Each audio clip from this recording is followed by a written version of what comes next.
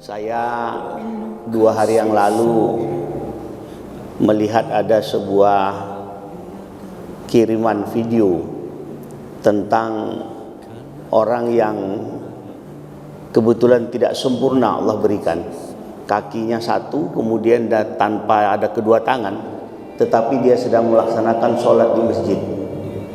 Dan video itu juga kelihatan kumpulan dari beberapa video yang memang menggambarkan beberapa saudara-saudara kita yang secara fisik tidak seberuntung yang kita dapatkan hari ini. Ada yang 2 kakinya juga tidak ada, 2 tangannya juga tidak ada, sambil berguling-guling masuk ke dalam masjid melaksanakan sholat. Ada lagi saya lihat di video itu 2 kakinya menggunakan kaki palsu, juga melaksanakan sholat di masjid. Bayangkan orang seperti itu masih mau membawa badannya masuk ke tempat yang mulia seperti ini. Kita yang hari ini Allah berikan kesempurnaan, semua lengkap, terus tidak mau melangkahkan kaki menuju ke tempat yang mulia ini. Padahal semua nikmat sudah kita dapatkan. Maka nikmat Tuhan mana lagi yang kita dustai? Itulah sebabnya saya sering mengatakan di awal sambutan itu, bagaimana harusnya kita mensyukuri nikmat yang sudah Allah berikan itu. Yakinlah saya katakan, dalam waktu yang bersamaan seperti pagi hari ini, itu ada orang yang sekarang sedang menghadapi sakratul maut, yang nanti juga kita akan menghadapi hal yang sama. Kita masih Allah berikan sehat, Allah berikan sempat.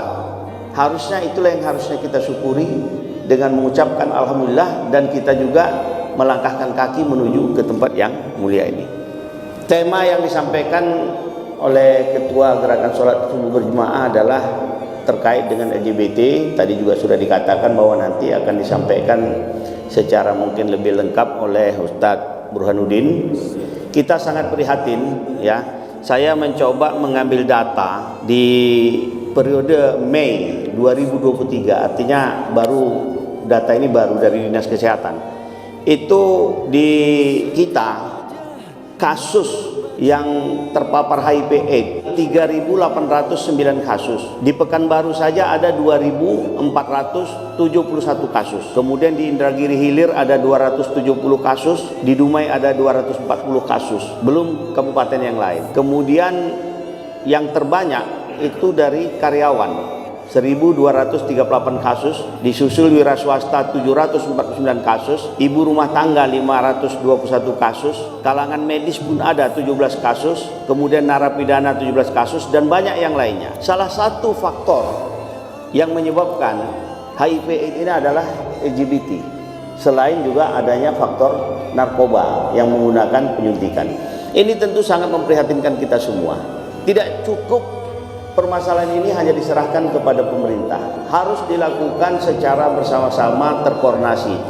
Oleh karena itulah saya berharap dalam kesempatan ini saya mengundang Majelis Ulama Indonesia untuk memberikan materi-materi, mungkin dalam setiap khutbah Jumat ini akan lebih dimasifkan lagi.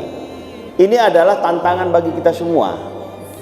Siapapun kita yang ada di Provinsi Riau ini, harusnya kita ikut bertanggung jawab terhadap masalah ini. Kalau hanya diserahkan kepada pemerintah, itu hanya akan terbatas. Dalam kesempatan seperti ini, baik di gerakan sholat subuh berjemaah, kemudian juga pada khutbah-khutbah Jumat, dan ada kesempatan-kesempatan tausiah lainnya, saya berharap Majelis Ulama Indonesia Provinsi Riau, termasuk yang ada di kabupaten kota, lebih memasifkan ini, memberikan pencerahan-pencerahan kepada masyarakat, bahkan juga mungkin di sekolah-sekolah, sehingga apa yang kita khawatirkan selama ini itu bisa kita atasi. Tidak bisa lagi kita tidak peduli dengan masalah seperti ini. Yakinlah, anak-anak kita ini menjadi ancaman, cucu-cucu kita nanti menjadi ancaman. Kalau kita tidak memiliki kepedulian, yakin nanti suatu saat kehancuran itu akan datang. LGBT ini sangat luar biasa. Begitu banyak kita menentang, begitu banyak juga yang mendukung. Begitulah luar biasanya. Oleh karena itulah dalam kesempatan ini saya selaku Ketua Penasehat berharap banyak nanti bisa mendengarkan pencerahan dari Ustadz kita, Ustadz Burhanuddin. Harapan kita ke depan dengan yang kita lakukan ini akan ada kegiatan-kegiatan terkoordinasi lainnya dari berbagai unsur. Sehingga harapan kita ke depan memerangi LGBT, memerangi pengurangan HIV/AIDS dan narkoba ini betul-betul bisa terlaksana dengan baik.